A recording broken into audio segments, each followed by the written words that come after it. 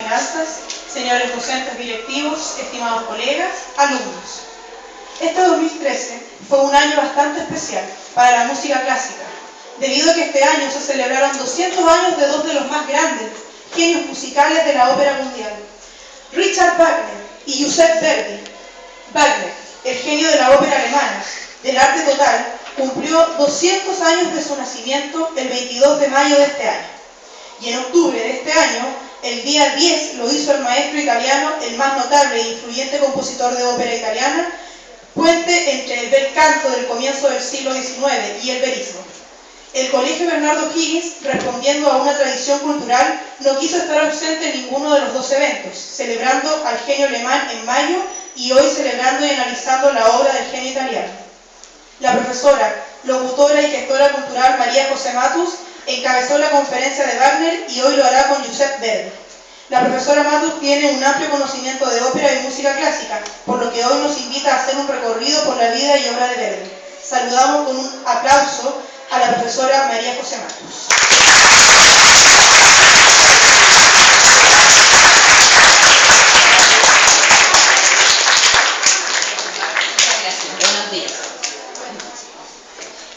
Cuando hablamos de ópera, siempre uno cuando tiene la edad de ustedes sobre todo, se imagina algo un poco aburrido. Pero la ópera es muy linda, la ópera es vida, la ópera es teatro cantado. A nosotros a veces nos parece aburrido porque se utiliza mucho la voz y se llega a unas notas altísimas, que más quisiera yo cantarlas así. Y seguro que algunos de ustedes también. A veces la ignorancia, el desconocimiento, hace que las cosas no nos gusten. A mí no me gustan las matemáticas porque nunca las aprendí bien. A mí no me gusta historia porque nunca lo aprendí bien. Espero que mis alumnos de historia no digan eso. Pero en general, el desconocimiento es lo que nos lleva al rechazo. Y creo que Giuseppe Verdi es uno de los compositores, aparte de ser muy prolífico, es decir, que componía muchísimo, es un compositor que tiene óperas muy densas, muy difíciles de entender. Y tiene óperas también que son muy fáciles de entender. Y seguro que cuando veamos algunos videos, vamos a decir, sí, yo esa música la he escuchado. Sí, yo esa canción la he oído. Porque, lo sepamos o no, están en nuestro disco duro, están en nuestro pendrive personal, en nuestra sonora personal. Probablemente no sea la música que escuchamos todos los días, porque seguro que ustedes oyen otro tipo de música. Pero sí que vemos algunas personas que la escuchamos a diario, que nos alimentamos de esa música, porque si la escuchamos con atención, es una música muy bella, es una música excelsa, que alcanza notas hermosas y que además con dramas, me refiero a no dramas, muy reales, que le pasan a todas las personas. Esa es una de las características de Verdi. Él pudo plasmar lo que le ocurría a él cuando vivió. Él tuvo una vida de altos y bajos, como la mayoría de las personas. Vamos a irla conociendo en el transcurso de esta conferencia. Y eso lo dejó plasmado en su música. Y además de su vida personal, su vida como ciudadano. Giuseppe Verdi era un ciudadano italiano cuando Italia no era Italia como lo conocemos ahora. Ahora ustedes, yo les digo Italia, inmediatamente hablan del fútbol, del calcio, que es lo que más se conoce, sobre todo de los varones. Pero Italia, antes de ser una gran nación, eran pedacitos de reinos diferentes por todos lados. Algunos pertenecían a otros grandes imperios, otros tenían reinos propios, y ellos luchaban constantemente por su unificación, es decir, por ser una gran Italia. Y Verdi fue un protagonista de ese movimiento, fue comprometido, algo que yo aprovecho de decirle a los jóvenes: comprométanse con sus ideales, sean ciudadanos, como lo hizo Giuseppe Verdi. Vamos a comenzar con una obertura muy bella, en un video, que es de la ópera La Forza del Destino, en una magnífica interpretación de la Orquesta Filarmónica de Viena, dirigida por un gran maestro italiano, experto en Giuseppe Verdi, el señor Riccardo Muti. Vamos a comenzar entonces con la obertura La Forza del Destino, la fuerza del destino de Giuseppe Verdi.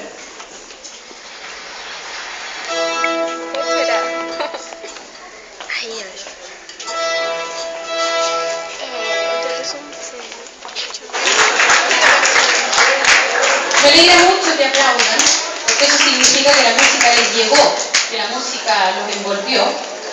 Espero que no aplaudan porque se haya terminado, sino que aplaudan porque realmente les emociona. Bueno, Giuseppe Verdi nació un 10 de octubre de 1813 en un pueblito en el norte de Italia, Le Roncole, en Busseto, en Parma. Él era hijo de una familia de campesinos, de hecho su madre era analfabeta, pero él siempre tuvo un amor por la música que muchas veces es inexplicable. Yo creo que este tipo de personas nacen con una estrellita y están destinados a ser grandes en la historia. Muchas veces no nos explicamos cómo, y bueno, esa es una explicación. Él se traslada a Milán, a la casa de la familia del señor Antonio Barezzi. Antonio Barezzi era un comerciante muy rico y, como ustedes saben, muchas veces los ricos, las personas con mucho dinero, apoyan a los artistas, y a Verdi lo apoyaron y le dijeron, bueno chico, tú te puedes venir a nuestra casa, puedes vivir acá y estudia música en Busseto, que es una ciudad mucho más grande. Ustedes tienen que imaginarse que Verdi vivía en una ciudad como al interior de Ovalle y se venía a vivir en una ciudad como Coquimbo, donde había muchas más oportunidades. Busseto era así. Él estudió música y fue creciendo, admirando la música de Haydn, de Mozart y de Rossini, un italiano compositor de ópera también. Entonces Verdi le gustó mucho la música y decidió ir a probar suerte cuando ya era adulto, cuando tenía 17 años, al Conservatorio de Milán, uno de los conservatorios más importantes de música del mundo. Y por esas curiosidades de la vida, el conservatorio lo rechazó. Le dijo, no, usted no va a estar en nuestro conservatorio porque usted es muy malo, no sirve, váyase. Y Verdi, bueno, obviamente bastante enojado, dudando de su talento, se fue. Y el señor Barezzi, que era muy bueno con él, era prácticamente su padre, le dice, no te preocupes, Giuseppe, yo te voy a pagar un profesor particular y tú vas a estudiar música. Estudia música y finalmente termina siendo profesor de música en la ciudad de Busseto. Y se enamora de la hija de Antonio Barezzi, Margarita. Ellos se conocían desde muy niñitos. Se enamoran y se casan en un idilio romántico muy propio de la época y, por cierto, con todas las ilusiones de cuando empezamos un pololeo, un noviazgo, un matrimonio. Se casaron, todos muy felices y contentos, y él compone su primera ópera en 1839 llamada Oberto y tiene un éxito rotundo, le va excelente. Ustedes tienen que entender, para que comprendan un poquito la situación, en Italia todas las ciudades tienen su teatro, todas, y en esos teatros se estrenan óperas. Entonces es muy común que hayan compositores que se les diga, señor, usted por favor trabaje para este teatro y componga. Entonces Verdi comenzó a componer y le iba bastante bien. El matrimonio, como son todos los matrimonios, tuvo dos hijos. Primero tuvo a Virginia Verdi y luego tuvo a Elisio, un varón. Pero lamentablemente en la vida no todo es felicidad, y si bien a Verdi le iba muy bien en su carrera de músico, en la vida personal no le iba nada bien, y en 1839 muere su hijo Isilio, un 22 de octubre de 1839, y Verdi se muere de la pena, por supuesto, si era su hijo. Y para mayor pena, al año siguiente, en 1839, muere su hija Virginia. Mueren los dos hijos en 2 años.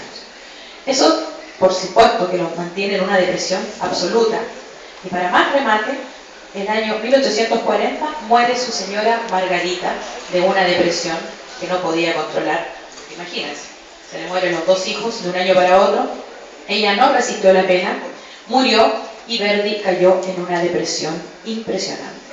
Esa depresión lo hizo no componer, a pesar de que él tenía contratos con teatro, por lo tanto tenía que componer, y las óperas que compuso en ese tiempo fueron bastante malas, como Un giorno di regno. Es una ópera que está prácticamente olvidada porque es una ópera muy mala, a pesar de que ahora se ha tratado de rescatar y se ha tratado de poner nuevamente en los escenarios, no tiene el éxito de otras óperas de Giuseppe Verdi.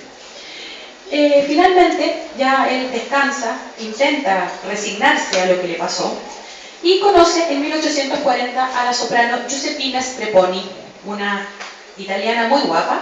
Se hacen muy amigos y finalmente terminan siendo novios, pololos. Nunca se casaron, pero sí mantuvieron una vida de matrimonio durante mucho tiempo. Ella fue su compañera por más de 50 años, Giuseppina Strepponi.